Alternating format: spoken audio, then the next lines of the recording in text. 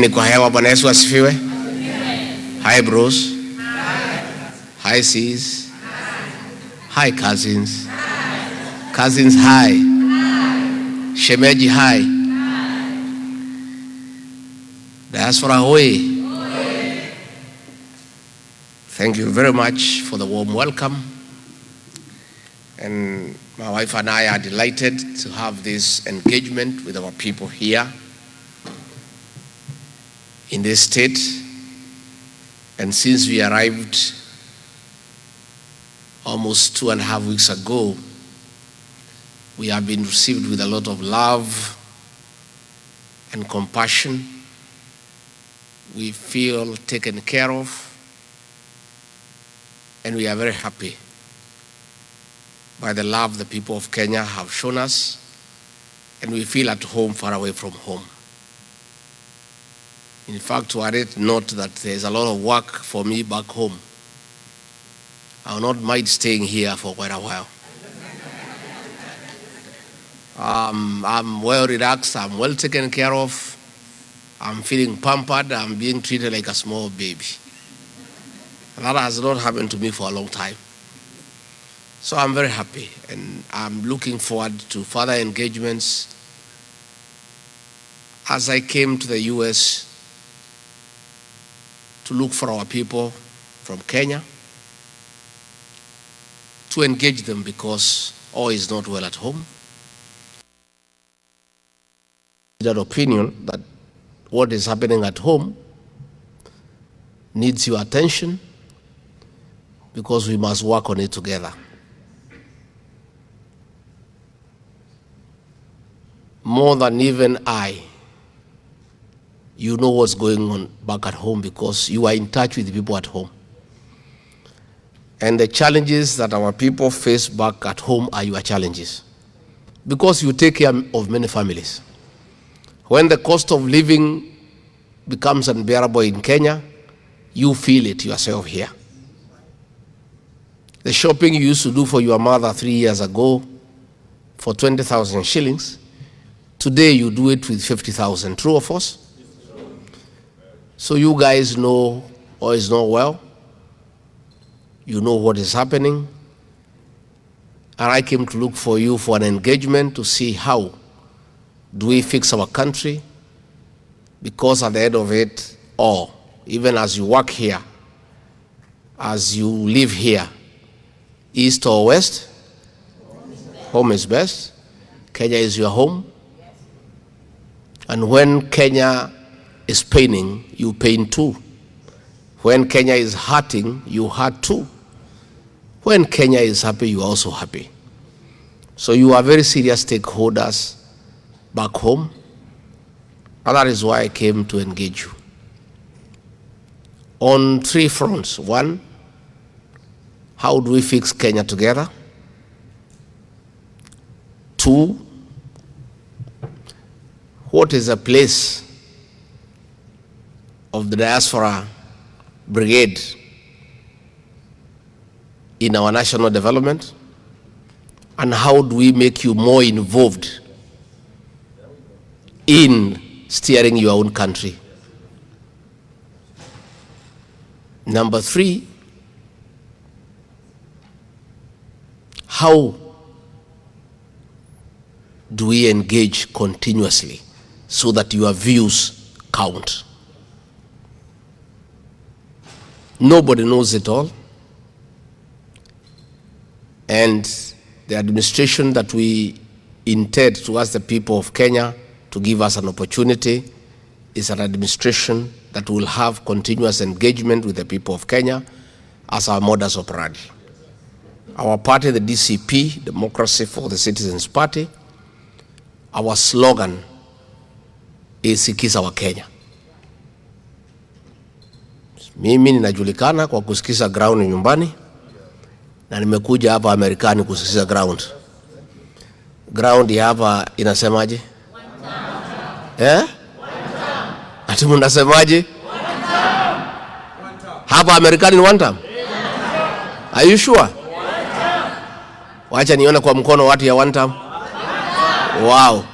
Thank you very much. Why one term? Why? Yeah? Why one term? I was on the ticket that brought in William Ruto as president. I was his running mate, and we ran on a joint ticket. And we made many promises to the people of Kenya. And I trusted William Ruto. I went to the elections with him without a written agreement, without a political party, without any negotiation, because I'm a very trusting person. Because when you are honest, you think other people are honest like you. When you are somebody of integrity, you are forgiven for believing other people have the same integrity. We promised many things, and along the way, the people of Kenya, including the ones here in the States, are very disappointed. And along the way, I found that I, just like the rest of Kenyans, had been deceived. All of us were conned. I heard William Ruto the other day say that the people who are opposing him are like wash conmen. He should go to the mirror and look at himself. All of us were conned, and most of us feel terrible about it. But we give ourselves encouragement that if bishops were conned, reverends, pastors, evangelists, prophets, people who live in America with the whites, yourselves, you are all conned. Who is regarding Gachagua, a villager from Wamunyoro? And you know why most of us fell into this trap is because we are Christians and we believe in God. And if anybody comes with a Bible and confess that he is saved, we dare to believe that person. So this guy came with a Bible. He was quoting the Bible without reading. From the book of Genesis to Revelation. He would sing all Christian songs in all local languages. And we were all persuaded that for the first time, we have a candidate of the church, a good man, straightforward, honest. We all believed him and we gave him our vote. And most of us went out of our way to campaign for him very aggressively. And he became president. 1 year into the leadership, I realized I had been conned and Kenyans had been conned. And I started asking questions. And it became difficult for me to stay with him because I am truthful and he is a liar. And truth and lies do not coexist. It's like water and oil. And it became very difficult for us to stay together. Mostly because of lying to the people of Kenya on all the promises we had given the people of Kenya. He told us the bottom-up economic transformation model is for putting money into people's pocket. Within 6 months, instead of putting money in the pockets of the Kenyan people, he came and removed the little they had in the pocket through excessive and unreasonable taxation. And I told him this is not right, it's not fair, it's not what we promised the people. And he said, those were just promises. That was just campaigning, my friend. I said, but we told the people, we promised them. Along the way, it became very difficult because we did the exact opposite of what we had promised the people. We had told the people of Kenya we shall never carry out evictions and demolitions without giving people adequate notice and giving them alternative accommodation. And that started in earnest. When I raised it, I was told off. Corruption stealing of public funds. The eCitizen platform is a conduit for theft of public funds. The Auditor General has issued a report to say those funds cannot be traced. More than 45 billion Kenya shillings that have been collected through the eCitizen. That money cannot be found anywhere. The affordable housing program is a con. Governments all over the world don't put up houses for people. Governments provide services, roads, water, electricity, drainage, sewage. And then the private sector will do the houses. Mwai Kibaki, the celebrated third president of the Republic of Kenya, never did any housing program as a government program. But he did put up the Thika superhighway. He opened up all the bypasses, and the houses came up on their own without his intervention, without any government intervention. That's the way you do housing. You don't have to do houses. You just put up the infrastructure, and the Kenyan people will do the houses. So things became very difficult. The opposition was captured. Raila was bought and pocketed, and he started singing. He became a member of the praise and worship team. But he became the soloist. Parliament was captured. All institutions of oversight were captured. And there was nobody to talk for the people of Kenya. As it happens, nature abhors vacuum. Amen. So, since there was nobody to talk for the people of Kenya, some little boys and girls not known by anybody before, called the Gen Zs, came up to fill up that space and started demanding transparency and accountability for the people of Kenya. They started challenging taxation. And that is where now I differed completely with William Ruto. He went for these children with a brutal efficiency. Young children were abducted and held incommunicado and tortured into silence. Then the killing began. And that's when I told him it is not acceptable and I cannot be party to it. Because one, I'm a parent, I have young boys of the same age. Two, I'm a Christian. Number three, I'm a human being. And I said no. So 2024, June 24th, a decision was made to kill our children. And I disagreed with it as deputy president. And I was left out of the decision-making process. On 25th of June 2024, young children were butchered in the streets of Nairobi. I flew to Mombasa, I called a press conference as deputy president, and I told William Ruto off. And I told him it's unacceptable to kill children. And I'm not part of it. And I condemned it as deputy president. And of course, he began the process of removing me from office because of calling him out publicly. I had a choice to play along, let him kill children, be part of it, allow him to steal everything from Kenya, and stay in office and be a happy guy, fly all over the world, have security, have money and all that. But I chose to sacrifice my job for the sake of our children, for the sake of our country. And that's when he mobilized Parliament,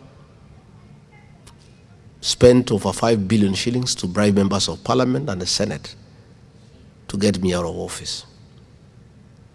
Along the way, he offered me 2 billion shillings to resign peacefully. I refused. I said I'll stand for the truth and for the people of Kenya. And since I left office, that is what I have done. And I have, with other leaders, kept the government in check and stopped most of the excesses. Had I mellowed and chickened out the way I was being advised by people to lie low and come and hide here in America, the wanton killing of our children, the raping of the Kenyan economy would have been to unprecedented levels. I don't want to blow my own trumpet, But in my own small way, alongside other Kenyans, I have made some contribution to check William Ruto and government and slow them down.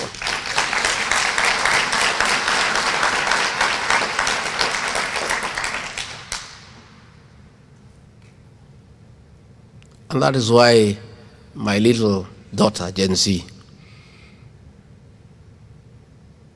William Ruto is an expert in creating narratives. He is very good. And many people fall for it. I have fallen for it before. He created a narrative against Uhuru Kenyatta that he's a drunkard, and he convinced us Uhuru Kenyatta is a drunkard and is useless. And we all disobeyed Uhuru Kenyatta, embarrassed him, shamed him, because William Ruto convinced us that Uhuru Kenyatta is a drunkard, is a useless man. And he deceived all of us. We hated our own president, our own son, and refused to listen to him. He is very good at creating narrative. That narrative that regarding Gachagua is tribal is a narrative created by William Ruto, because there is nothing else he can say about me. I have not been involved in corruption. Had I been involved in corruption, he would have been taken me to court by now. Had I done a single deal with the government, today I would be in prison. He has nothing against me, because anything I have said has come to pass, and people know I'm a man of integrity. So all he does is that regarding Gachagua is tribal. But nobody listens in Kenya. The reason being, regarding Gachagua is not tribal, because when William Ruto stood as president, he was not Kikuyu, he was Kalenjin. There was a candidate called Mwaura Wahiga. If I was tribal, I would have supported Mwaura, not William Ruto. When things were working for him, he had such kind words about me when I was supporting him. This guy is a people's person. He cares for the ordinary people. He's a great mobilizer. He loves his country. You play the clip, what he said on May 15 when he unveiled me as running mate. It was the best poem I've ever had in my life. He had such lovely and kind words about me.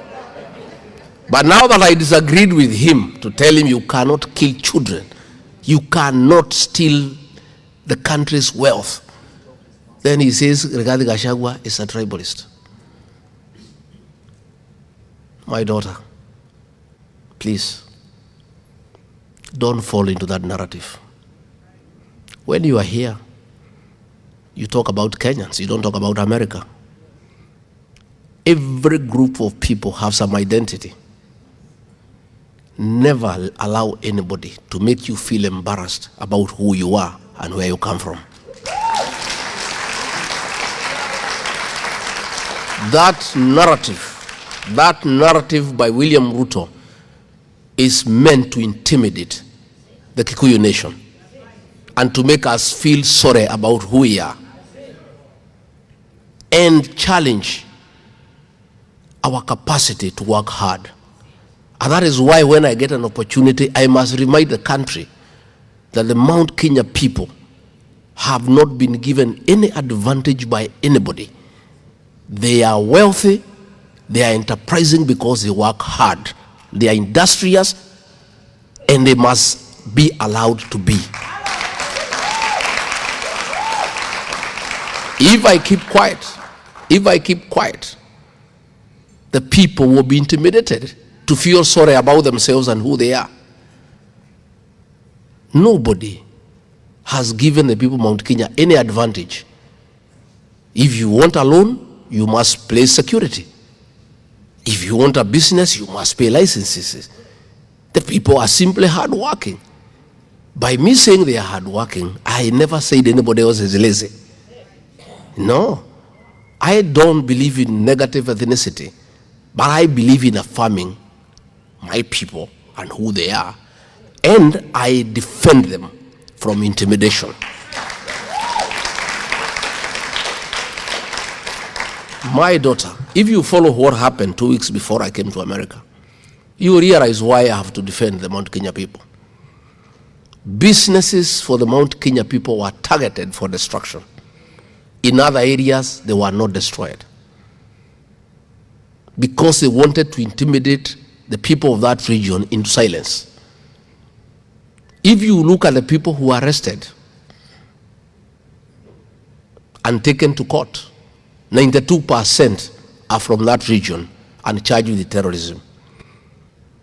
If you do remember, there was a meeting in Mount Elgon where William Ruto was seated, and the MP for Ebuya West, Honorable Wanyama, said that all communities will gang up to isolate the mountain people. And William Ruto was there laughing and clapping. Somebody must defend the mountain. If all of us get intimidated and allow the people to be intimidated and to be made to feel sorry as to who they are, what happens? And I say, I don't have to be president. I don't have to be anybody in Kenya.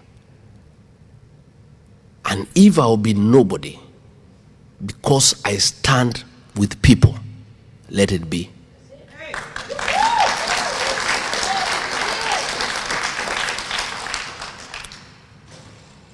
I supported William Ruto knowing he's not a Kikuyu. I and the people of Mount Kenya are nationalists. We are good people. Against the advice of Uhuru Kenyatta, our own son, who was president, he told us, this man is a thief, and if you elect him, you shall suffer. And we said, no, we promised him. We have an arrangement, we are honest people, we are men of integrity. Let us give him a chance, because we are not tribal. Had we been tribal, we would have listened to Uhuru Kenyatta, our own son. So let nobody tell us that the Mount Kenya people are tribal. Please give us a break. We are not. We are good people. And that is why you find today all other communities are happy to work with us. Because we are good people, we are honest people, and we are nationalistic. And we are part of Kenya. But that does not change our identity and the language that we speak together. Just the way we respect other communities and their right to speak their own language, we too must be respected and be allowed to speak our own language. All that noise you heard in Kenya when I arrived in Seattle was because of the Game Festival. People who don't like us were unhappy that the people are so many looking happy and singing their songs. That's all. They would like us to be divided so that they can rule us forever. And I am aware and I'm very conscious that our unity is our strength. And our relevance in the national political discourse is informed by being united and casting our vote in one ballot box. So I want to assure you, my daughter, we are good people and we are national. And I work with everybody. And I have traveled. I was in Ukambani. I was received like a king.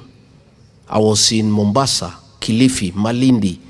I had a good engagement with the people. I was in Narok. I was in Kajiado. I work well with the Ma. I was in Bungoma. I was in Kakamega. I was in Vihiga. I was appreciated by those people. The people of Kisii are waiting for me because they know I'm a Kenyan leader. I am a nationalist. But much as I'm a Kenyan, I'm a nationalist. I come from somewhere. And I retain my right to talk for those people if I find somebody who wants to throw them under the bus. And that is something that we must do all the time. Why do we say one term? And that's why I need your help. because you are part of Kenya. I heard William Ruto saying that we are saying he should go.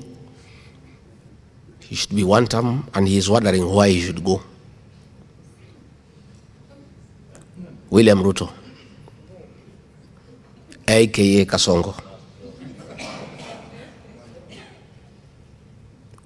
Kenyans have a problem because you have raided the payslip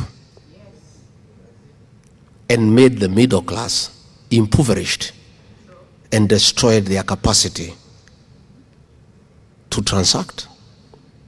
Effectively, they can't create jobs because any country is driven by the middle class only when they have purchasing power.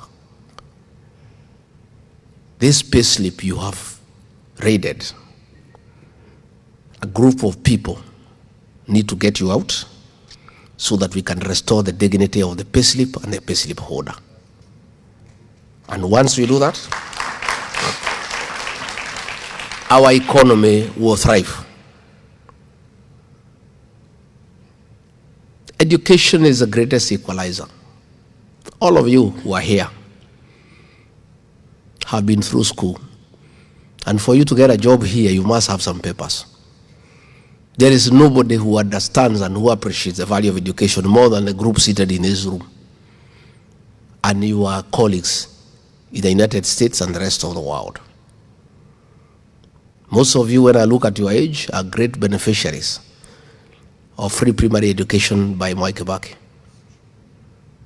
William Ruto has interfered with education and withdrawn funds for free primary and secondary education, which means that children from less fortunate members of the society will have no access to education. For us, when you look at our universities, most of you who went to Kenyan universities are beneficiaries of HELB, Higher Education Loans Board, that was working. William Ruto has destroyed it and brought some mongrel of some financing model that is not working, and most students are at home. For us to restore the education system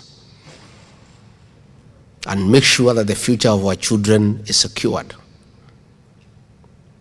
William Ruto must go.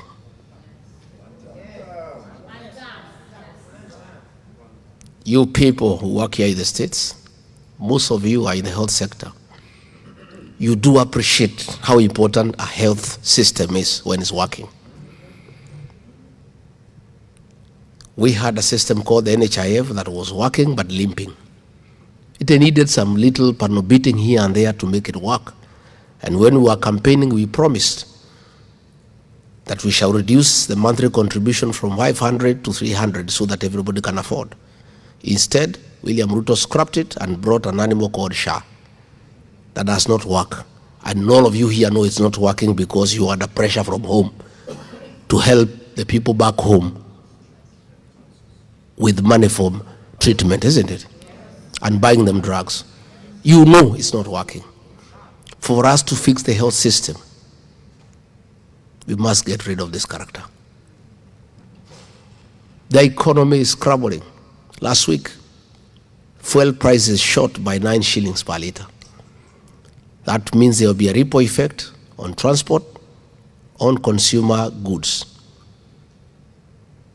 Paying bills, people have not been paid for the last 3 years.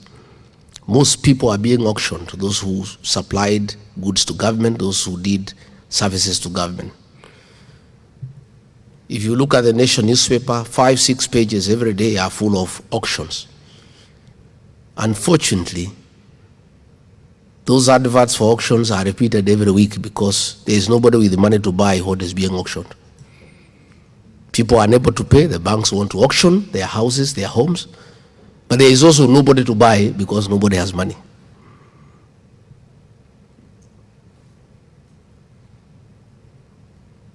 Nobody since independence has ever played around with the military. The military is a very respected institution in Kenya, and across the world, our Kenyan soldiers are celebrated for being professional. They take care of our borders, they take care of our country. is an institution that we don't even like talking about in terms of politicizing it. For the first time since independence, our soldiers who have been well taken care of by the state are being told to go and buy their own food. There is no money to feed them. We have always fed our soldiers. There is no country in the world that should not feed its soldiers, because those are the men and women, patriots, who defend our borders. These are things that are unprecedented, that have not happened. That soldiers are being told, instead of staying in the barracks and having their meals, to go and look for food outside. When you look at foreign relations, we have a foreign policy, non-interference with the affairs of other nations. We have interfered with what is happening in Sudan because of conflict of interest. The president is openly supporting a rebel group because he is in business with the rebels of gold. And Kenya is assisting in sending arms to Sudan. Those arms are killing women and children. In the process, Sudan has suspended the importation of our tea as a protest. President is interfering in DRC because he is interested in the business of smuggling gold. Again, Kenya is in a very difficult situation internationally. You find that State House has become a crime scene. It's a center of corruption and bribery. Money meant for education has been diverted from the National Treasury through the National Intelligence Service. It's withdrawn in cash every Friday and given to the president in cash. This is the money he's using to bribe our bishops, our reverends, our pastors, our politicians, our MCAs, and it's the money that Soprano is using to go around the country bribing women and young people for political support. That's why there is no money for education. There is no money for medicine. There is no money for anything, because all the money is being stolen and being used for politics. The abuse of the Bill of Rights, freedom of speech, freedom of movement, freedom of association, freedom of the press, are dear ideals that are very well protected in the 2010 Constitution. All this has been thrown out of the window. And in Kenya now there is a lot of suppression. Telephones are being monitored. There is no privacy, and everybody feels intimidated. People are being arrested on Fridays and charged with terrorism when they have done nothing wrong other than just speaking out, as provided for in our Constitution. Abductions of young people, the killing of the Gen Zs, is totally unacceptable. And that is why this regime must be one term, because we cannot allow anybody to kill our children. And that is why I know all of you are worried, because you have children back home. You have relatives back home, and you don't know what will happen. So these are things that are very scary. And again, the use of the criminal justice system to manage politics. Harassment of leaders. The Honorable Mukonji, the MP for Manyata, the Honorable Jane Kehara, the MP for Naivasha, have been arrested and with trumped-up charges simply because they are calling out Kasongo. And of course, what is very worrisome and callous is the temerity of William Ruto, that he is no longer pretending about killings. Kipchumba Murkomen, the minister in charge of Interior, publicly and shamelessly, in total disregard of the law and the Constitution, gave out an order to police to shoot, to kill. And the police did so on June 25th and on 7th, because they had orders from the minister. People were up in arms, and instead of the president admonishing him and correcting the situation, himself, an elected president, publicly said that people should be shot in the leg, shamelessly and in a very callous manner, something that has never happened since independence. A president who is elected by the people giving orders to police to shoot people in the leg.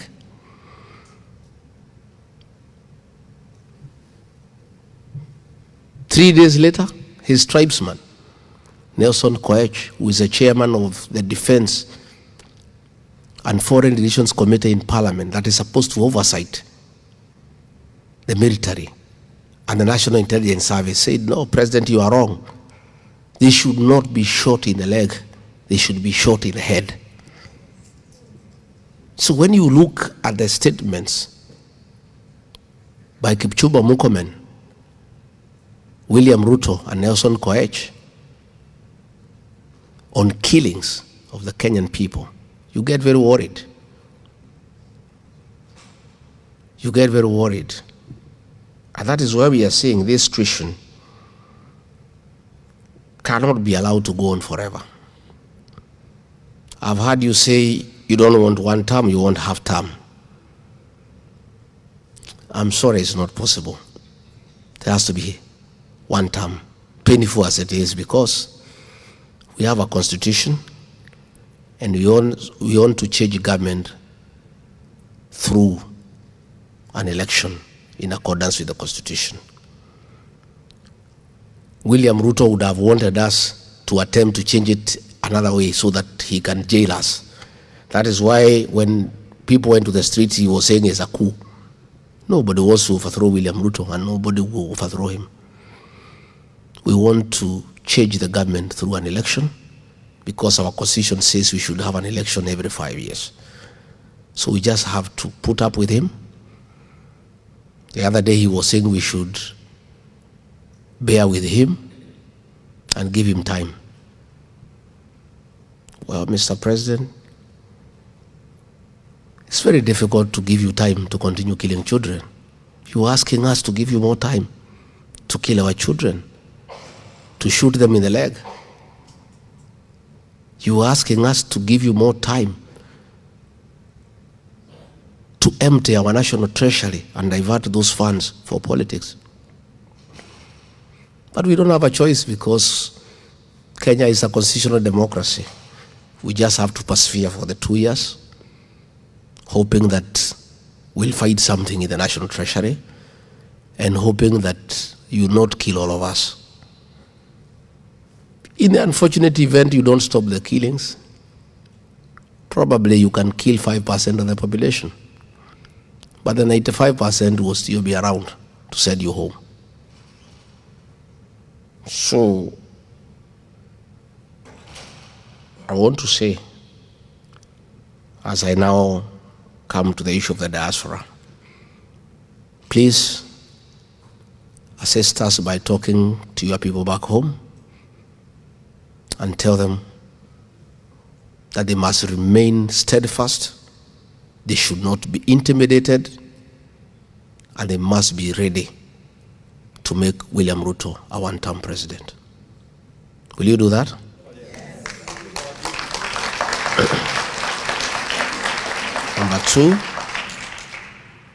Number two, lobby your congressmen and your senators because you elect them here so that the American government is aware of the violation of human rights back at home, the trampling of the Bill of Rights, and the impunity by William Ruto. Because America respects democracy, and it's good that the American government knows you have the capacity to lobby your congressmen and women and your senators so that they know what is going on. This movement, we are driving it at home. From here, you can also help us. Our party DCP requires resources. Whatever you can contribute is welcome to be put in good use so that we push the agenda for the next 2 years. Even as I'm here, the movement is going on. Today I addressed 4 meetings through phone in Embu, Runyenjes, Manyata, and Nyeri. Yesterday I addressed a meeting in Kwamaiko. Tomorrow or this morning, because of the time difference, there will be meetings in Muranga. Another time there was a meeting in Loitok. We need to, our team there is doing a great job. And that shows you this movement is not about refugee. It's a Kenyan movement. The one-time thing is going on in my absence. The other day I had seen Duale say that this one-time thing is about refugee. I'm not in Kenya, I'm in the States. One time is moving on. It's beyond refugee. Even if today somebody persuaded me to try to stop the one-time movement, I will be swallowed by the movement. It's beyond refugee. This thing is real and is heavy. Yeah.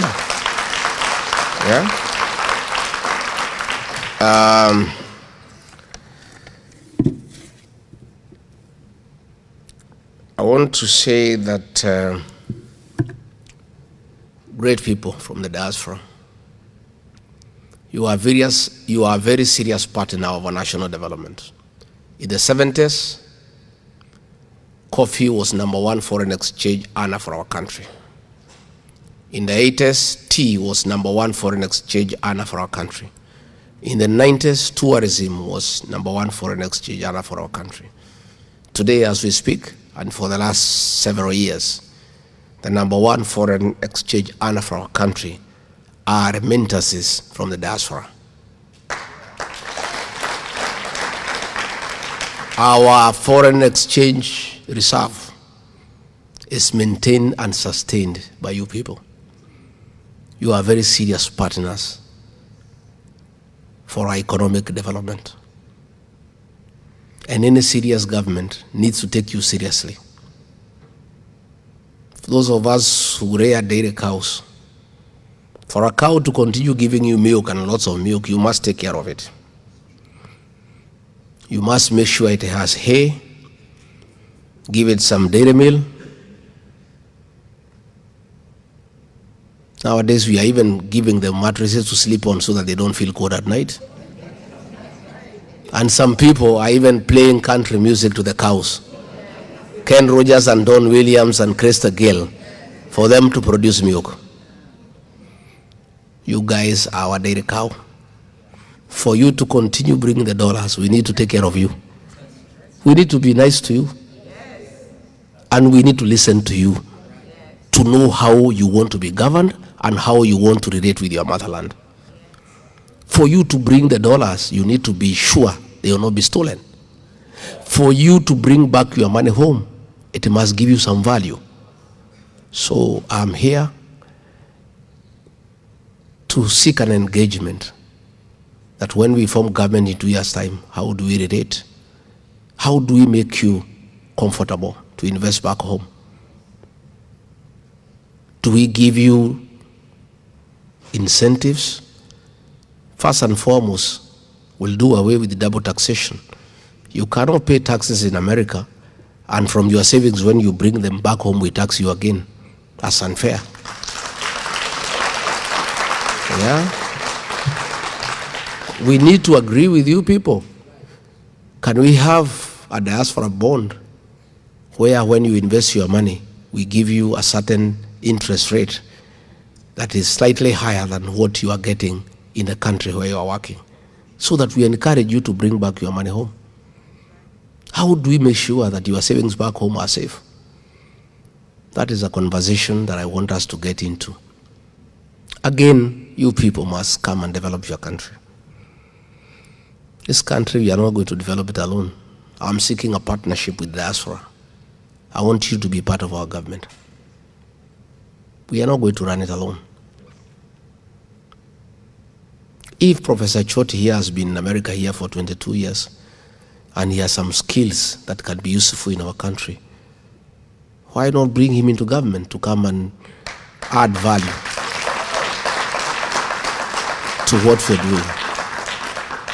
What would it cost me as president to get diaspora people to take charge of our embassies across the world? Because they know, they understand those countries more than we do. They know what Kenyans want in America. They know how we can relate with the Americans to come and invest home. Why do you go to look for other people when you have people who already know how to deal with the situation professionally and in an effective manner? And I'm not just talking. Me, I'm a truthful man. This is a promise that I want to keep. Yeah? I want a very serious engagement with the diaspora. I would like you to be the people in our embassies, either as ambassador or deputy ambassador. And for consular services, why do you want to go and bring people who have never been here? How would they understand the challenges the Kenyans face here? Yet we have people here who are Kenyans and have the necessary and requisite professional qualifications that are required to do those jobs in the embassies. It's even cheaper when you have people who are living here. When you want to market Kenyan goods, we want to market our coffee. Why don't you get people right here, our young boys and girls here, to market the coffee here? Because they hang around here and they understand this place much more than we do. I'm looking for a very serious partnership and engagement with the diaspora, and I'm speaking with a lot of seriousness. This is not just talk. It is something that I intend to do. In terms of legislation, I want you people to come back home and help us. I would want in the Senate, my party, the DCP, will have several nominated senators because we are strong in various counties. And those numbers for nominated are decided depending on the elected numbers. I would like to have one nominated senator in the Senate for DCP from the diaspora.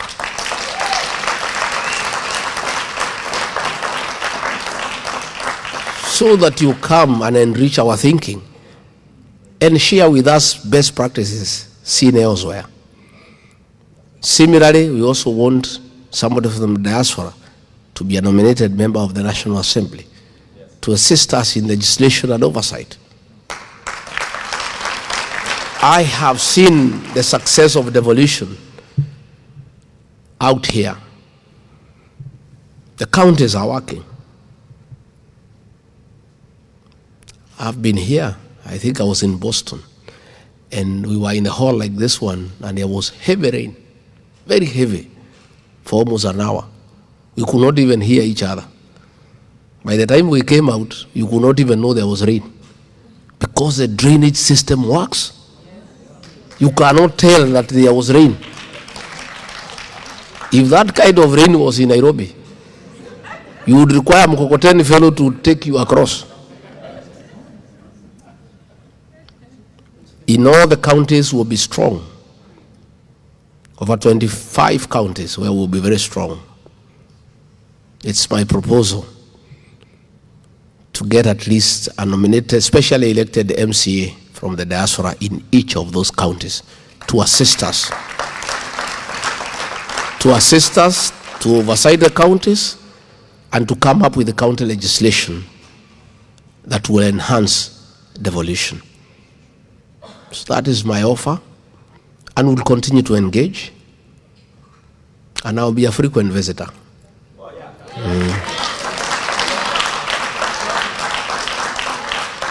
Vile mumenichunga, nitakuja sana. Na musibadilike. Maybe you have just treated me very nicely because it's the first time. Musibadilishe. You can see I'm even looking a little bit more brown. So we'll come and we'll engage in all the states. Nitaenda nyumbani, sukume kasongo halafu nirudi. Hatutaki tumuache sana, si ndio? Msiniweke hapa sana.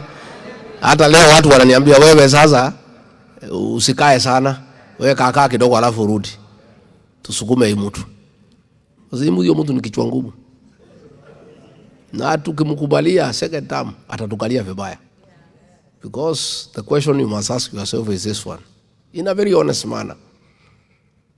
If this man is behaving the way he is, killing children, saying people should be shot in the leg, stealing money from the national treasury and using it for politics, talking arrogantly to the people of Kenya, when he still needs their vote.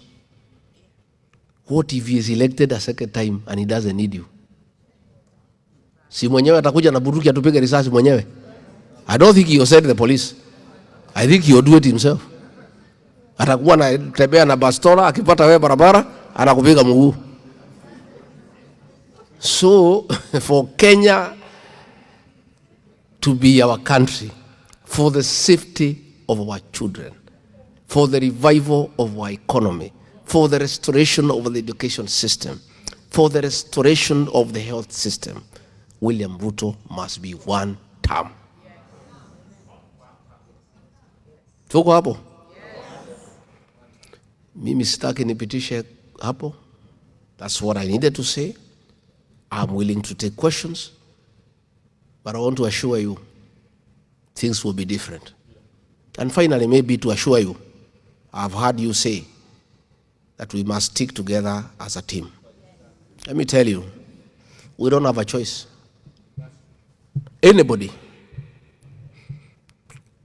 who is bribed by Kasongo to leave our team will be hanged alive by the people of Kenya.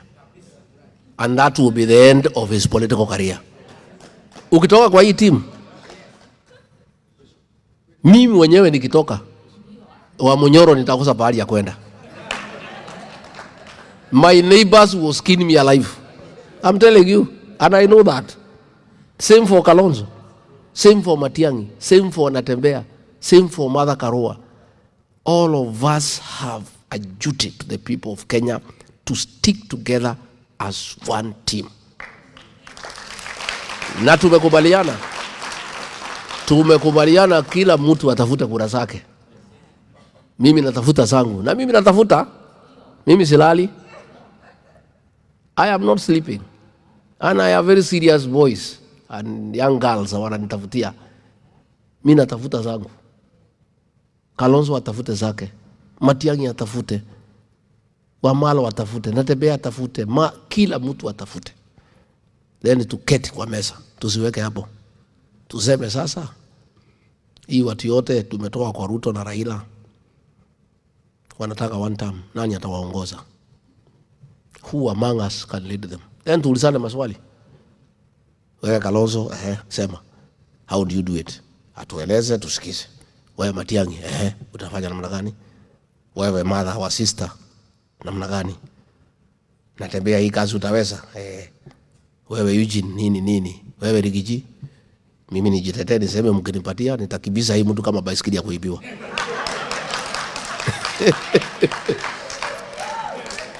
Then bora tutoe one, and I want to give my commitment here at the Hilton here in the States that if the formula does not favor me, I will support whoever the formula favors.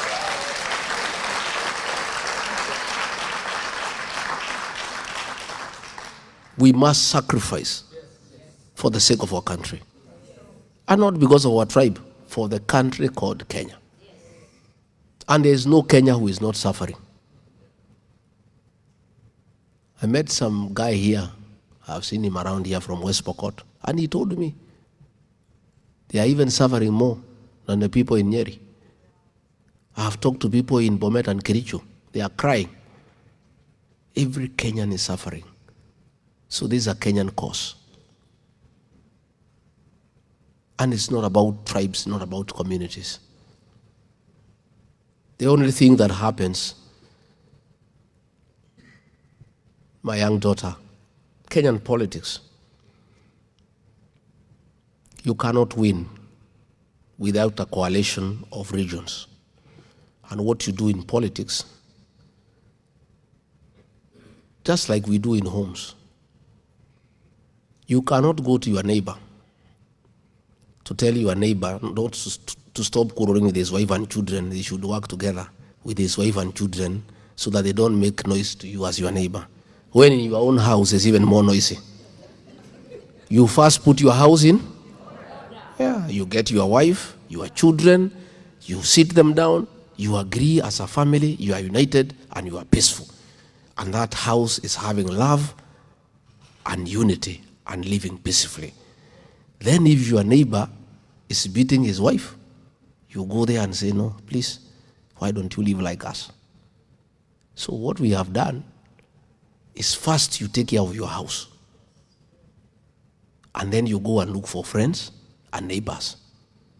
And that is what I did. I united my own house. And the children are happy. And everybody is happy. And then I went to look for my cousins. Sindio? How do you go to engage your cousins when your own son is not listening to you? Uko na shida na mtoto wako na bibi yako. Alafu naanza kusema cousin kuja tukae pamoja. You must first take care of your house. When your house is one and is talking the same language, then you go and look for your cousins. Hi, Makuzo. Hi, cousins. Once you have looked for your cousins, you go and look for your in-laws. Sindio? That's the way it goes. Because we are Africans, and that's the African way of doing things. Why William Ruto anapiga kelele akituita wakabila? He is bitter that the mountain that made him president has left him. There's nothing we can do. Mimba ya kujidunga, the people of that region voted him to a man. He was rejected by all other regions except Rift Valley and the mountain. Coast rejected him. Northeastern rejected him. Nyanza rejected him. Western rejected him. The mountain and Rift Valley supported him. He betrayed the mountain. He mistreated them. They have left. Instead of thinking of how he can talk to them, he is abusing them and calling them tribal. It's a case of sour grapes. Unajua kakabweha alipoona matunda iko mbali, akijaribu kurukia na hafiki, anasema hata haijai. That is the situation. And let me finally, so that I allow questions. Although Raila Odinga and his members are abusing me and abusing the mountain people for no reason, just because they are with Ruto. Raila Odinga is an old man. And you know, like I have seen here in America, you take care of your senior citizens. And we must always take care of the elderly. Bwana Prime Minister, wewe, ile kitu hiyo Kasongo ataonesha wewe, uliza mimi. The guy is pretending to be nice to you, but utakuja kuniambia. If he called me and the whole mountain, na sisi vile tumesoma, na vile tunajifikiria tumejanuka. This, when he brought Raila, nikamuliza huyu mzee, umemuleta, yasema bana, we are just managing this mzee. Tumtafutie kitu kidogo ya kukula anyamaze. Alafu tumwambie kuna hii kitu ya report ya dialogue atoe, lakini it will go nowhere. I want to tell you, Raila Odinga, William Ruto told me that NADCO report will go nowhere. He's just conning you. And he has told Ichung'wa and company in parliament to delay it until the next election. So you are there waiting for Ruto to implement the NADCO report. There is nothing, he will not do it. Again, he told me, and I have seen it has come to pass, that he'll be close to you and he'll divide ODM right in the middle. Today, as we speak, ODM fellows are abusing each other. the Luo MP leaders of ODM are abusing the Luya ones. And the Luya ones are abusing the Luo ones. Just what William Ruto told me. That I'll go near this ODM. It's a strong party. I will divide it right in the middle. So wewe mzee Raila, although watu yako wananitukana, wacha nikuchanue kidogo. Wewe Ruto atamaliza chama yako ya ODM. Nadco will never see the light of the day. Amefanya jenzi wa kuchukie. Waluya wamekuacha, Wakamba wamekuacha, Wakisii wamekuacha, amekuachia Wajaluo nusu. By the time William Ruto is through with you, you will be nobody in Kenyan politics. Wewe uchanuke mapema kama mimi. Si ndio? Mimi niliona, he was trying to divide my base ya Maulima into east and west. Nikakataa. He wanted to divide the counties. Murang'a atafute kiongozi, Kiambu kiongozi, so that he renders me and our people irrelevant. I refused. And I want to tell Raila Odinga, he'll destroy ODM completely. And you have seen it is happening. He'll undermine you in all areas you used to be popular. And by the time he is through with you, you'll be a pale shadow of your former self. Ordinarily, I will not give you that advice because your people are not very nice to me. But because I'm a Christian and I'm an honest man, I think it's only fair to be nice to an old man. And tell him what I know and what I see happening. So mimi nimeshukuru. Tutashikana pamoja kwa one time? Yeah? Tuko hapo kwa one time? So I am very happy for listening to me, and I speak from the bottom of my heart. I love my country and I mean well. And I am determined. I have a very great resolve to join the rest of Kenyans to liberate our country and to bring meaningful change.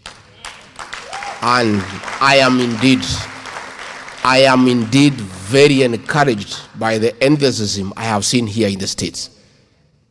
I will leave here a better leader, knowing that I'm not alone, and go and tell the people of Kenya that your brothers and sisters and cousins in the United States are together with you. So you are prayerful people. Please continue praying for our country. Please continue remembering us in prayer. Please continue talking to people back home. Kenya is your country, and you have a responsibility to help us make it a better place to live in. And finally, you guys, when you work here, you must go home and retire. And you want to find a beautiful place, a peaceful place, a place where things are working, where health systems are working, where roads are passable, where there is water and electricity. So let us build this country together. Asanteni sana, thank you very much.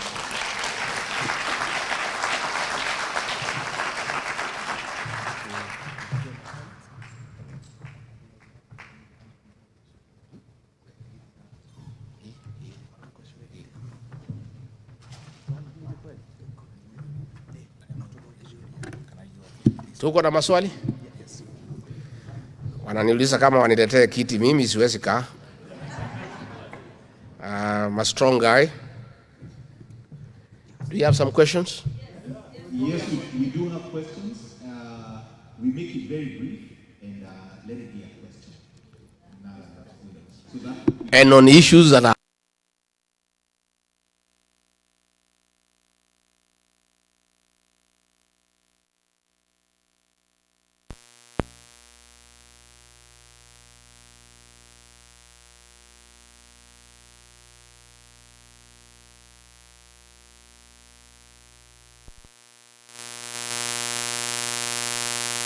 and I have probably two quick questions, but just before I say that, I think I have a call to the diaspora.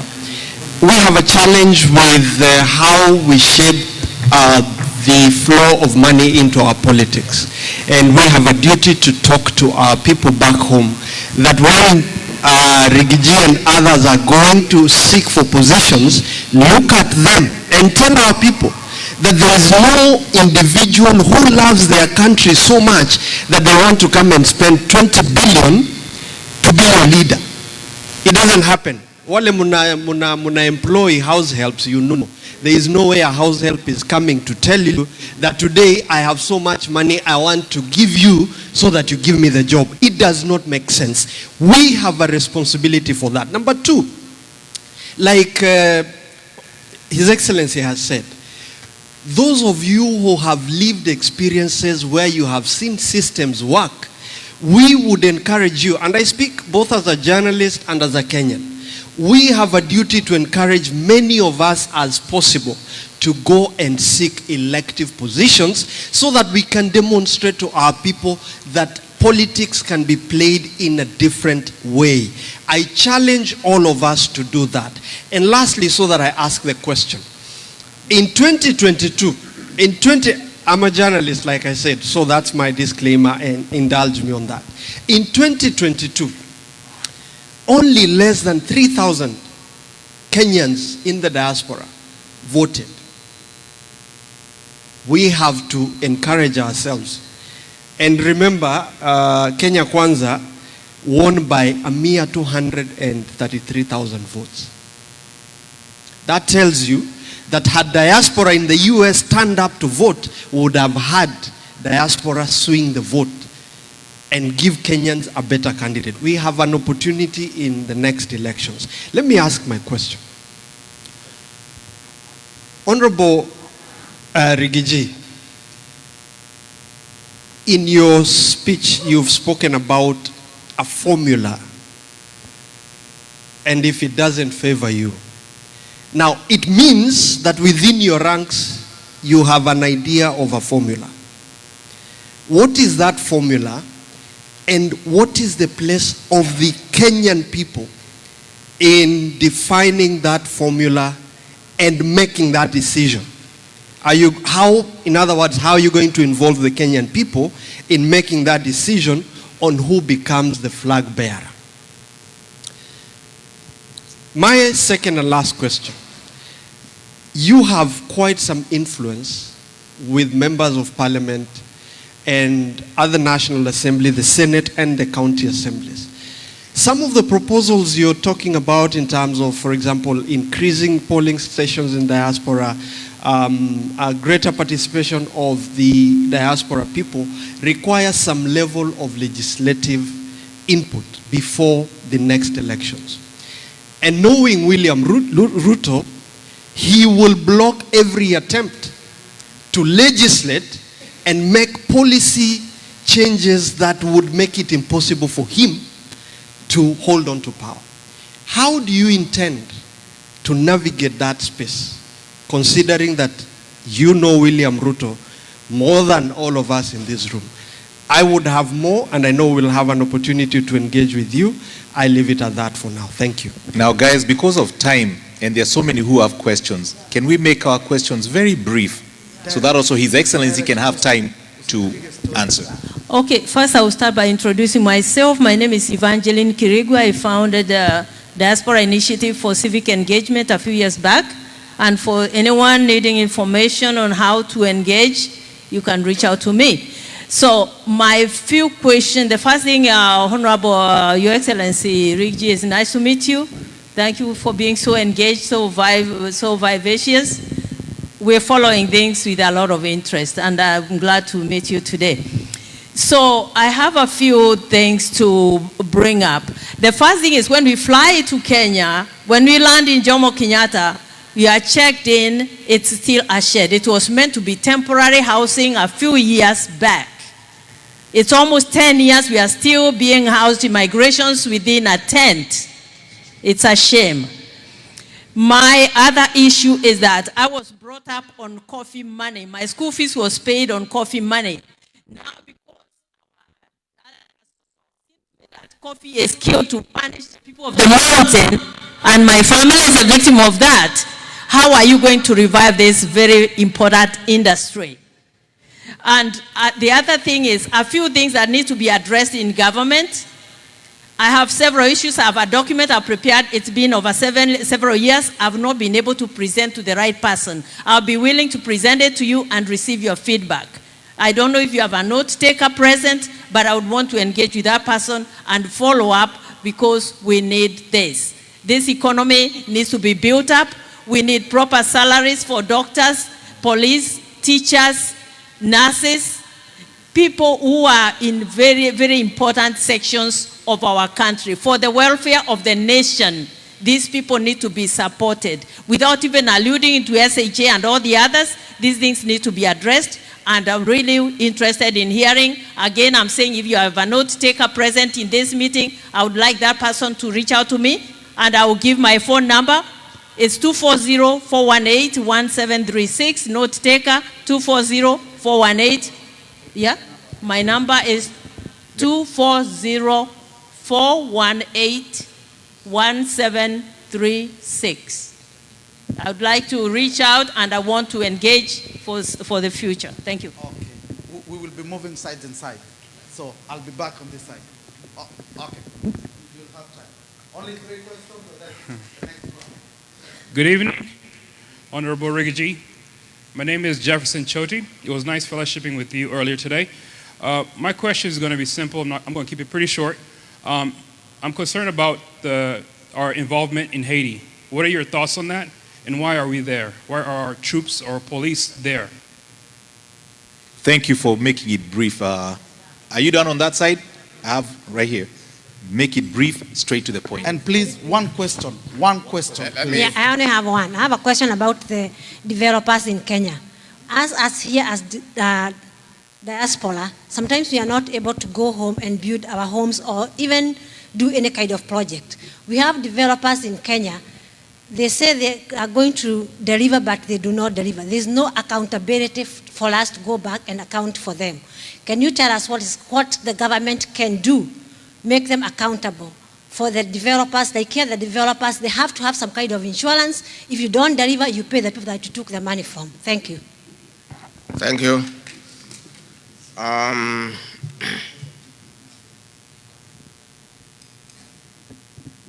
Yes, it's true. When leaders bribe people to vote for them, what they'll do when they get into office is first recover their money, isn't it? And that is why we are telling the people of Kenya that the Ruto administration is the greatest conveyor and purveyor of corruption. And once you agree to be part of that corruption, then you cannot complain on the adverse effect of the same. That's why we are saying, I agree with you. Help the leaders that you desire to ascend to the office by assisting them in logistics and simple things. Because if they go and get funded by cartels, they will demand for payback when they get back to office.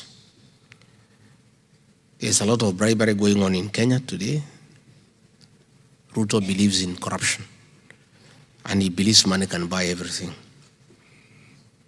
including leadership. And we must prove him wrong in this coming election. I have succeeded in lobbying the people of Kenya to take money and say one term.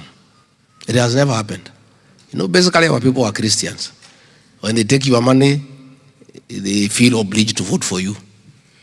But when William Ruto was coming to the mountain, he withdrew 1 billion shillings in cash. So when I learned about it, I was very worried, because 1 billion shillings can confuse people. So I talked to the people, no, this guy is coming with cash. This is your money. And take it, but don't take it home because it has Gen Z blood. Don't use it to take your child to school. Don't use it to buy a cow. Mkule tu hapo sokoni. Na kama uko na deni ulipe naye. Na ukimalizana naye umwambie ni one time. Na tukaweka bei We set a price for William Ruto to address in the meeting. Attendance is 2,000. Clapping, 1,000. Laughing, 500. And he gave money. Akiingia kwa dege, watu wanasema, one time. I have seen now it's happening even in Masai land. I was very happy the other day. Soprano was there. Amepatia kila mtu 3,000. Akiingia kwa dege, Wamasai wanachukua ile fimbo yao wanasema one time. That is what we want now. Because you cannot tell people not to take money. People love money. But we want to educate our people, and you help me also telling them, don't take money from William Ruto and elect him and get yourself back to slavery. Because he'll give you 200 shillings, then he'll bring taxation and tax you 100,000. So you must help us in educating our people. Again, it is true, only 3,000, slightly over 3,000 people voted here. We have challenges because I think you only have 2 polling stations. We will be lobbying the IBC, it has been constituted, to see whether we can increase the polling stations. It's not easy because of the financial constraints, but we'll continue to do so to see whether we can have, polling stations that are nearer where the people are. Formula to pick a candidate. Hatuwezi sema Kasongo anatupangia, si ndio? Si atatupangia na hatuwezi toa candidate saa hii, atatuhangaisha huko mwisho huko mwisho, hiyo tuachie. But I want to assure you, the formula will come up with the best candidate for the people of Kenya.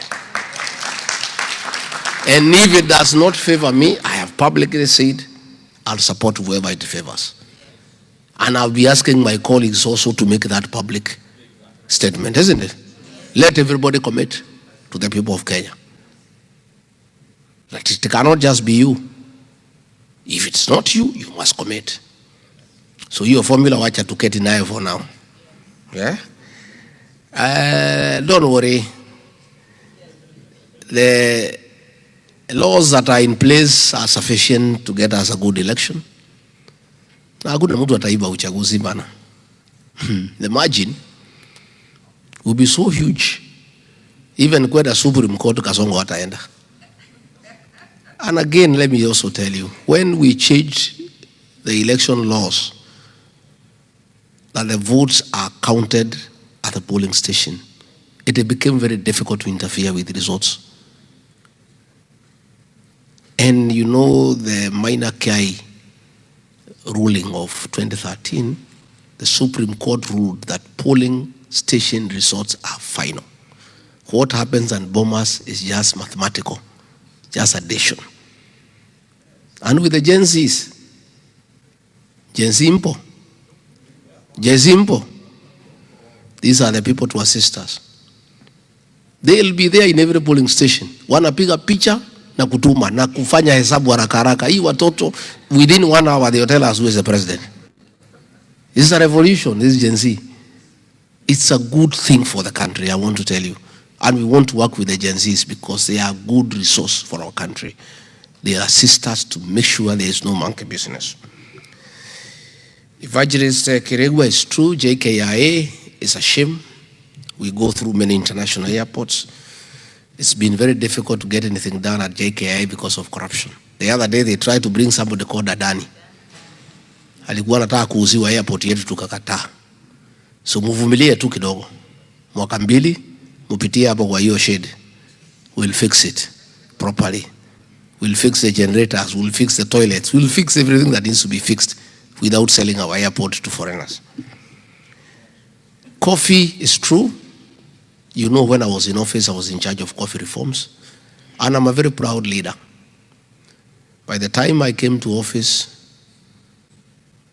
1 kg of coffee was between 60 to 90 shillings. I initiated coffee reforms after the coffee conference of 2023 I did in Meru. I went to Colombia, I went to Brussels, I went to Germany. I brought all the stakeholders together. We initiated a lot of reforms. And as we speak today, a kilo of coffee, farmers have been paid between 130 to 190. and it will get better. And we will not allow Kasongo to mess it up. He is trying to mess it up so that the people of that particular area can suffer. Just the way he interfered with our success in the fight against alcoholism and drug abuse. You know, I successfully, with my wife, initiated a program to remove illicit alcohol from the market, and we did. And our young people became sober. They started families, they became clean, and things were going right. Until Kasongo realized that the young men of the Mount Kenya region are back. And because he wanted to destroy that community, he ordered for the brews to be brought back and suspended the whole thing that I was doing. And he did it when I was still in office, but I was fighting back. But when I left, the whole program collapsed. Illicit alcohol is back. Our young people are sleeping in trenches. They are not having children. They are dirty. And a whole generation is being destroyed. But because there's a God in heaven, God cannot allow those boys will be saved. But for us to deal with the illicit alcohol and drug abuse, Ruto must be one term. Can you imagine? The Kenyan cabinet is the only cabinet in the world where drug barons sit in the cabinet. I was fighting drug abuse, and I would not have allowed him to appoint drug barons into the cabinet. He edged me out because he wanted to bring drug barons. 2 drug barons. Even they cannot come to the United States. You know them. 2 of them. They sit in the cabinet, Kenyan cabinet, drug barons. This William Ruto has lost morality and ethics. A country that is suffering from drug abuse, and then you bring people who are documented and who are known to be the barons of drugs in Kenya, at the coast and in central Kenya, and they sit in cabinet. That is how rotten the government is. Our children are not safe. You know what you are undergoing here in matters of drug abuse. You know how painful it is to parents. You know how injurious it is to any society where there is drug abuse. And then you get people who are drug barons and they sit right in your cabinet. And then you tell us you have a government that can bring change to the people of Kenya. The documents, you say you have some proposals. My people are here. We'll organize with you how I get them. And we'll be able to study them and do what we can now. But eventually, when we form government, we may not be able to do much now. There's 1 or 2 people we can talk to. But if it's something that works well, we'll integrate it in our manifesto so that it becomes part of our working document. Choti Jr., it's true. Haiti. I disagreed from the word go. How do you send policemen to go and deal with criminal gangs when there are criminal gangs in Kenya you are not dealing with? And I think it was a scheme to send them to Haiti for benchmarking on how to introduce gangs in Kenya. I think you saw when Ruto was in Nairobi for 6 days, he was moving around with the gangs. They were robbing people when his security is looking. They were getting into cars and stealing earrings from women. They were even being very mannerless and touching our women on the breasts and the thighs. And they were with the president. Gangs for 6 days. You have seen what they are doing anytime Gen Zs are on the streets. The government hires gangs, supervises them to come and cause mayhem. What happened on Sabasaba Day? There were criminal gangs hired by government, supervised by police to burn and torch property. So I think the Haiti thing, they had gone there to learn on how to bring criminal gangs into Kenya. So that is something that is very sad. Our boys and girls are dying there. It's unnecessary when there is insecurity in Kenya. We don't have policemen to set everywhere when we have challenges back at home.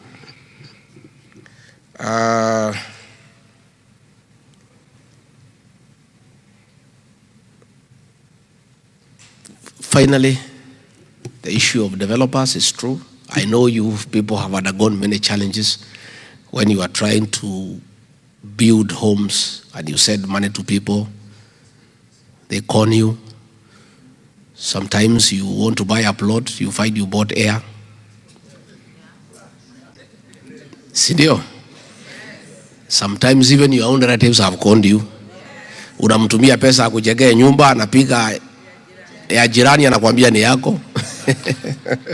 There are those challenges. It's something we'll work on how we agree to have a few farms that are certified by government with guarantees and insurances that when you send your money, they do what you have agreed. We'll work on it. That is something between ourselves and yourselves.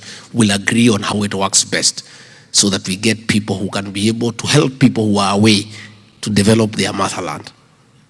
That is something we are going to do, and do some regulation and agree on how we regulate people who can develop on behalf of the people in the diaspora.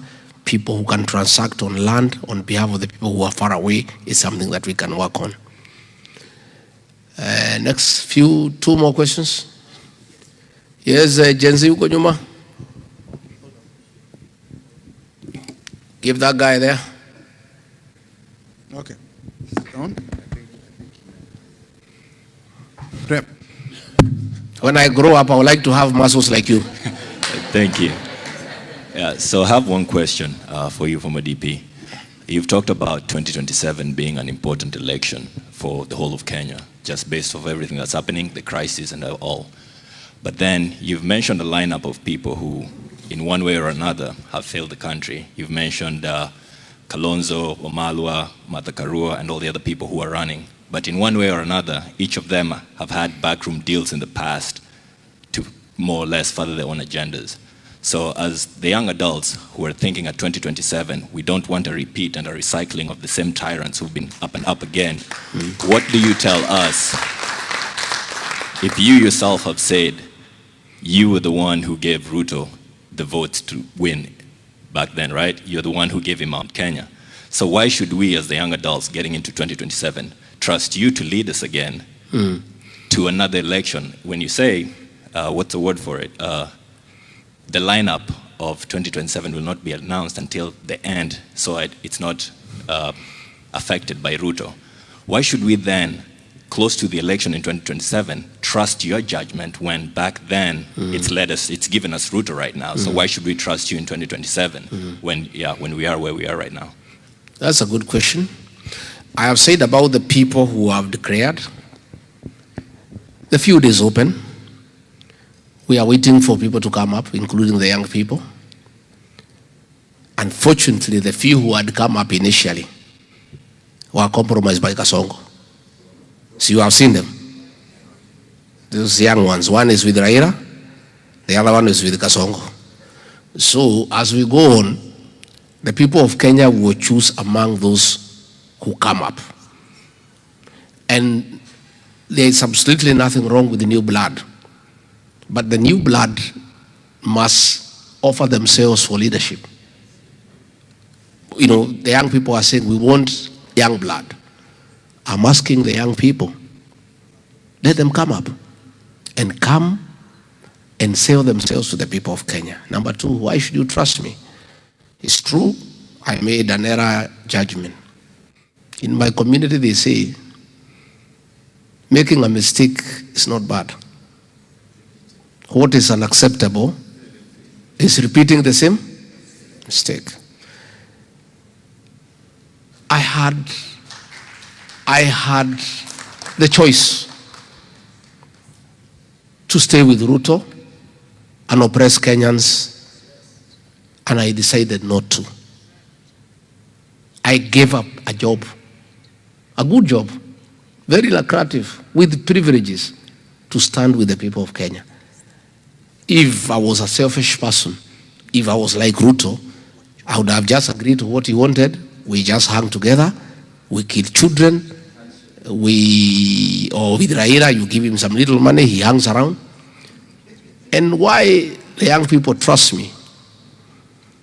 When they needed somebody to start with them, at their lowest, when they were being killed and called criminals and being butchered, I, as deputy president, stood with them and said, this is unacceptable. I cannot accept it, Mr. President. And I was the deputy president. And Ruto could not believe it, that I could tell him off when I'm in office. That's why the Gen Zs back home, they love me because I'm a very principled leader. And I am tested that when it mattered most, I made a decision that to some people looked very foolish and very dangerous, but to many people looked very courageous. It cost me a job, but I still think it was the right decision. Given another opportunity, I will still make the same decision. And the people of Kenya will make a decision whether they can trust me or not, and they will judge me depending on how I have acted before, where I needed to make a decision between starting with the truth and starting with comfort. So, tutaendelea. And why we are saying we have to wait is that we need one candidate to face this man. With his state resources and what he controls, if we name a candidate now, atamsumbua sana. Sana. So we have to be strategic because we are not just dealing with just any other ordinary Kenyan. So it's just a question of strategy. As for now, our candidate is Ruto must go. Our plan is one term. Okay? It must remain that way for quite some bit of time. And he is very unhappy with it. He is very unhappy with it. Anataka tuseme niligiji. Dia aseme imutu ni mukabila. Nini, atufungulie makesi, nini, what, atusumbue to make sure that we cannot even campaign. So acha akae namna hiyo. Candidate, his opponent for now is Ruto must go. And the plan for the opposition is one term. Akae na hiyo kwanza. Okay. So thank you for coming and visiting. My questions are two. The first one is related to development and property acquisition. So we know today it takes so long to go through that process. I mean, it could be years. In my family, we have two cases. One is 17 years, the succession issue. Another one is 6 years waiting to have some subdivision and all that. So when you look at those kinds of things, they discourage people from acquiring property. Yes, discourage us from sending more money back to buy things back home. And in contrast with the US, you have places where this process takes like 30 days. And you might not even need to meet the person selling the property. Everything goes so smoothly, and within 30 days, everything is done. And I keep wondering, why can't we do that in Kenya as well? Because we will get the funds sent back to Kenya quicker because we are able to build more stuff there. The government will get its tax, its stamp duty quick, and maybe foreign investors will also be encouraged to send money back, to invest in Kenya. So I think that is something within the government's power to accelerate so that we can make it easier for people to complete property transactions. Yes. And second, last one is, it seems like we are coaching Kenyans to have a bad relationship with tax, and really it's the only way we can provide government services. So I'm not sure what would be your approach to raising government funds without necessarily antagonizing people with tax, because I feel like they're getting to a point where they will feel that they really don't need to pay tax, and tax is a bad thing. Thank you. Thank you. On the issue of property acquisition and delays and bureaucracy and red tape, it is true. It's something that we need to do as an administration, together with the National Assembly and the Senate, to really review our land laws, the Lands Act, and the property acquisition procedures, to make them friendly, to make them easy. Most of these laws were crafted during the colonial period. A few amendments have taken place, but not sufficiently radical to make it easy for people to acquire property, to charge, and to transact. It's something that myself, I have really thought about, and it's something that we will need also your input and others, and check what happens in other jurisdictions so that we can borrow from the world best practices. How do we make it easy for people to acquire property without compromising on safety and due diligence and care, so that we avoid fraud? So that is something that we'll commit. On the issue of taxation, nobody has a problem with the taxation. People have a problem with their taxes being misappropriated and stolen and being misapplied. No Kenyan has a problem. Mwai Kibaki, the celebrated third president of the Republic of Kenya, raised revenue from 200 billion to 1 trillion. And there was no outcry in the country because people could see the taxes were being used properly. You know? Mwai Kibaki was very clear about taxation. Alisema kulipa ushuru ni kujitegemea. But he used the money to educate our children free. He used the money to put up Thika superhighway. He used the money to bring about M-Pesa. He used the money to do rural electrification. No Kenyan has a problem with paying taxes. What Kenyans want, one, is no taxation without representation. Let it be discussed properly. Number two, when the taxes are raised and collected, people want return on investment. They want to see their taxes are bettering their lives. And that is what we want to commit to do. Taxes we will collect, but we will collect the taxes that are reasonable, so that you also don't kill the goose that lays the golden egg. You don't overtax people, because you can overtax people, then they are unable to work. You tax reasonably and then apply those taxes appropriately in a transparent manner that is verifiable. People pay taxes and then they see a road has come up. They pay taxes, they see they are enjoying electricity. They pay taxes, they go to hospital, they find there is medicine. Nobody has a problem with paying taxes. 2 more questions now. Thank you so much. This is just to the diaspora. We've begun the process of going to Congress. President Ruto has defiled the Leahy Act here by using the military last year. So that kind of gives us grounds, but we are trying. So if you're here and you have expertise and can guide us and help us, or even know someone in the Foreign Relations Committee or any committee, please help us so that we can advance this forward. And also we are starting a Kenyan series on August 3rd at the Sankofa. It's going to be talking about the politics of Kenya, colonization period, independence period, and the Kenya now. Again, it's going to be August 3rd, 7 p.m. to 9 p.m. at the Sankofa in DC. I'll connect you with some people. By the way, did I explain myself on the narrative of tribalism? Did I make sense?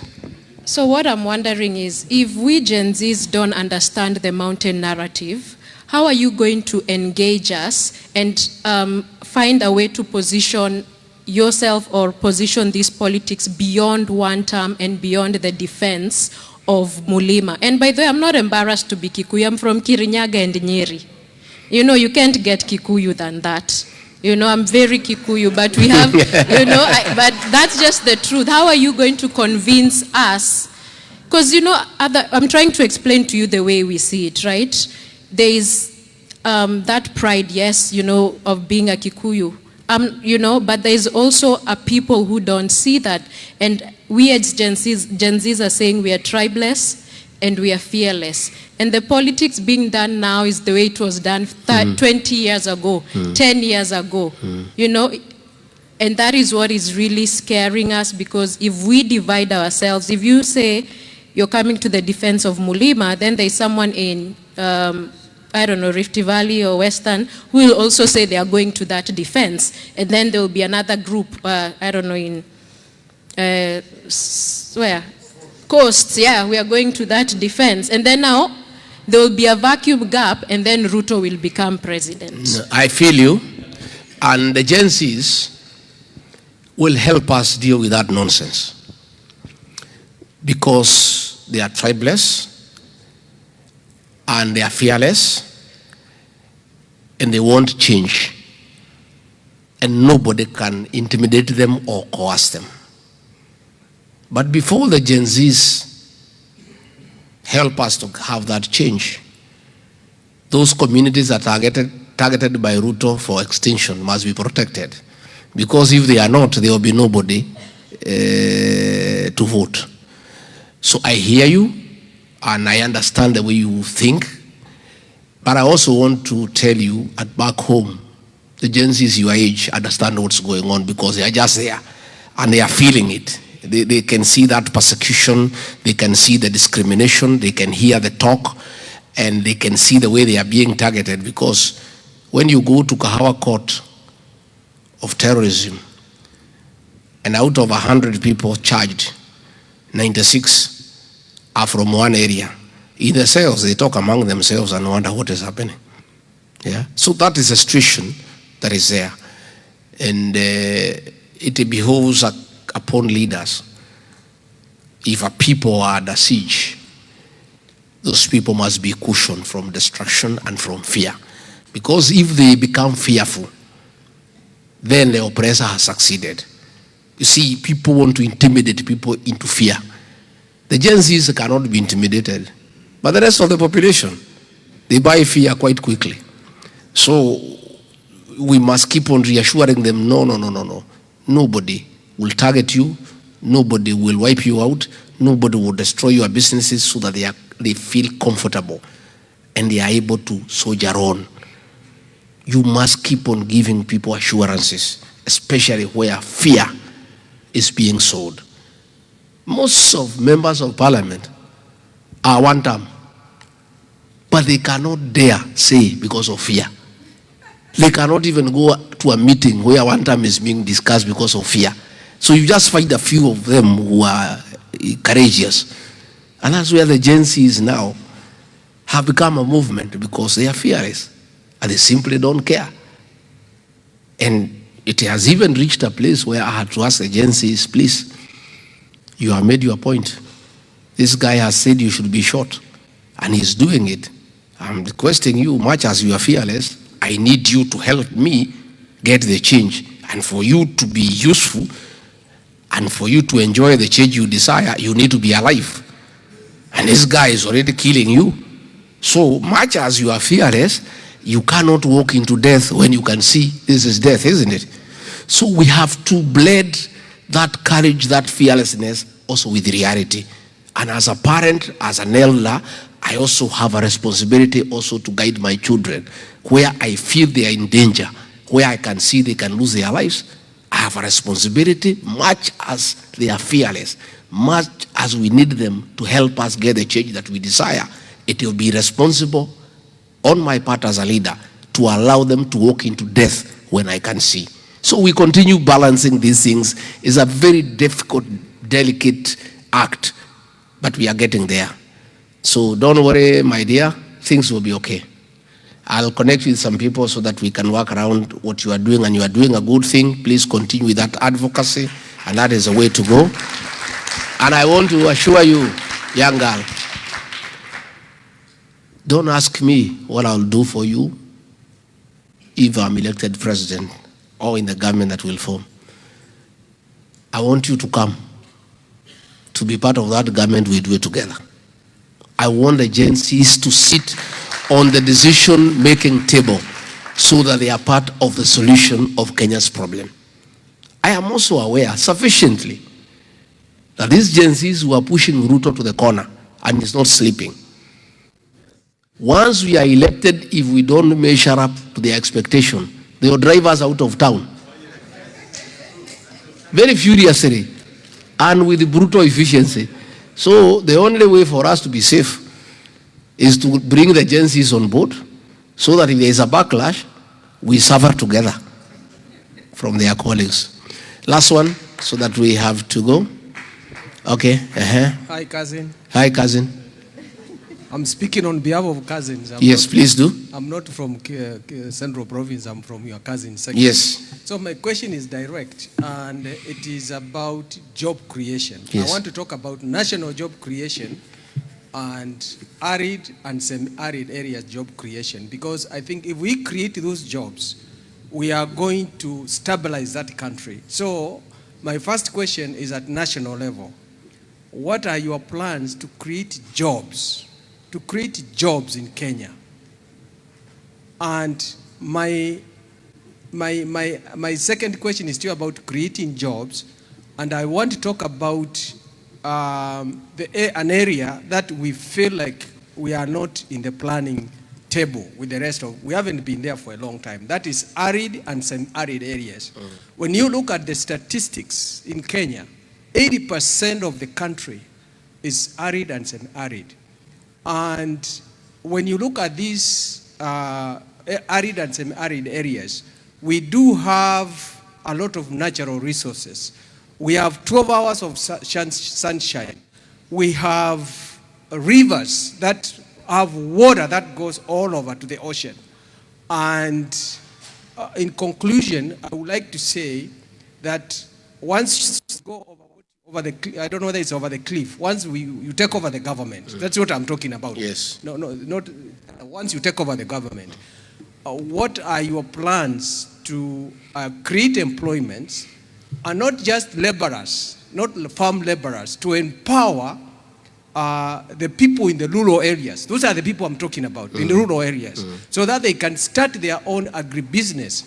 What tools are you going to give them? What marketing efforts? What technology? So that they don't just go and work for that 450 shillings per day, to make them employers as well. And in conclusion, I would like to say, I like the way you said, us in the diaspora, we are the people who are coming with solutions. Here in the US, we need you to engage us to give you solutions, particularly for arid and semi-arid areas. There are certain things we are currently doing there. Yes. And they are working. Yes. We have piloted, they are working, and people are getting employment. Like for the last maybe 5 years, we have created jobs in certain villages, like over 200 jobs that are sustainable. Yes. And we are creating food.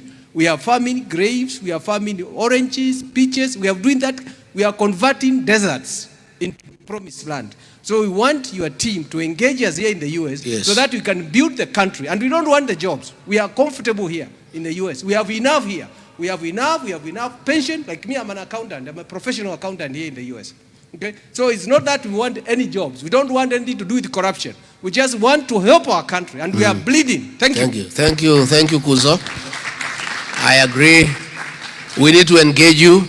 That's what we are doing now. And this engagement is continuous.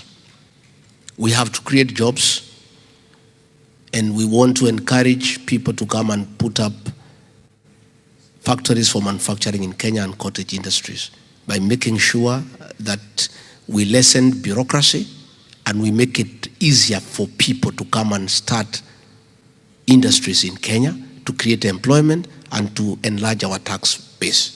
I agree with you, there is huge potential in the arid and semi-arid areas. We have been to Dubai, we have been to Israel, we have seen what technology can do. Those regions are very productive. Again, that is something we want to partner with the diaspora on, how we can make that our land, 76% of arid and semi-arid, is productive.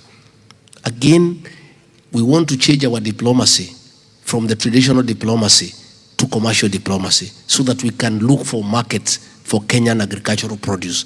Because even if we assist our people to produce food, we create irrigation projects in the rural areas, we must look for a corresponding market for those products. Those are the things we are going to work together. And I want to commit that this engagement will be continuous. We want to borrow from you. You know a lot. We don't know everything. And there is beauty in consultation and getting ideas from other people. So we'll create a framework for this continuous engagement.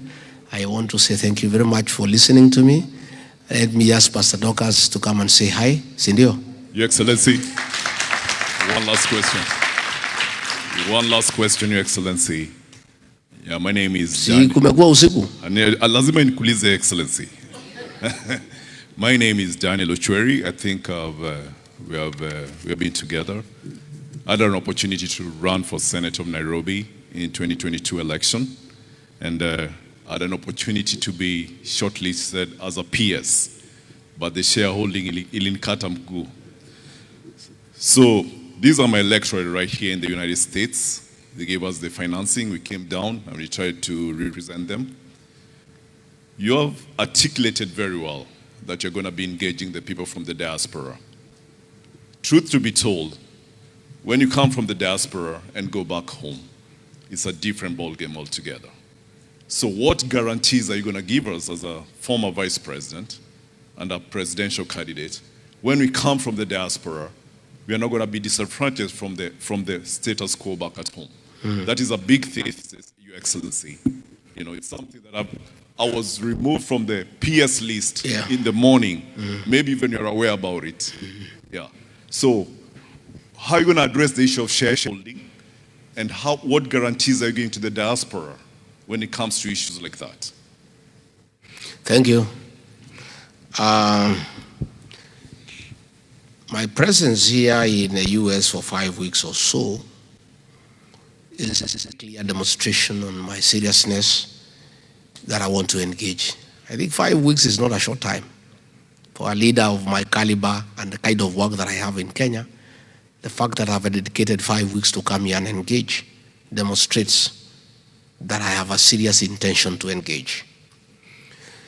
We are in the process of creating consultative structures so that this engagement is continuous. In Nairobi at our DCP office, there is a desk for diaspora, and a few people who have come to Kenya, they have always found and had a discussion with me.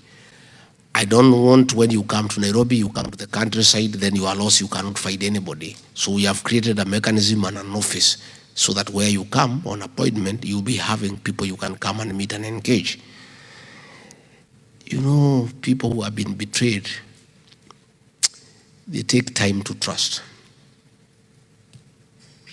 I'm in the same boat. I've been betrayed too. So that makes the two of us. So all I can do is just ask you to trust me. I can't do anything beyond there because I don't know how to convince you that I'm different. The only thing I know is that I've demonstrated that I'm an honest person. I can sacrifice personal comfort for the common good. I also want to succeed. We don't just want William Ruto to go home. We also want our country to be a good country. We want to succeed. And we have agreed here that the diaspora people are a very serious partner for you to succeed. So I will be foolish. I will be short-sighted. I will be unstrategic not to engage because we are looking for partners. How would we develop our country alone? Our public debt now is almost going to 12 trillion. Unless we have serious injection of capital through foreign direct investment, we will not get anywhere. So these people to come and invest in Kenya will come from where? I am sufficiently aware that I must work with you to be able to get people to come and set up those factories, to come and assist us in agribusiness, to come and transform arid and semi-arid lands. I don't just want to run office. I want to run for office, get elected and succeed. And I don't think you can just get into office and just sit pretty. You must get into office and do the right thing for you to succeed. And one of the things we have identified, and that is why I'm here for 5 weeks and I'll be back again next year, is that you are a strategic partner that I need to engage. If you can trust that, tuendelee. If you can't, doubting Thomases are part of our lives. Sindio? And there's nothing you can do because people are people, you know. Tobias and Sanballat, part of our history. They are those who believe when they see, and it is right because people have been betrayed. When I said I'm coming to the US, many people doubted. They said, "You only story a jamba, story a town." I'm here. So pole pole tutaenda tukizoeana, and we build trust slowly, isn't it? Trust will build it slowly, and with time you'll come to understand me. I'll come to understand you. I think we'll be good partners. Reverend Docas, come and say jambo.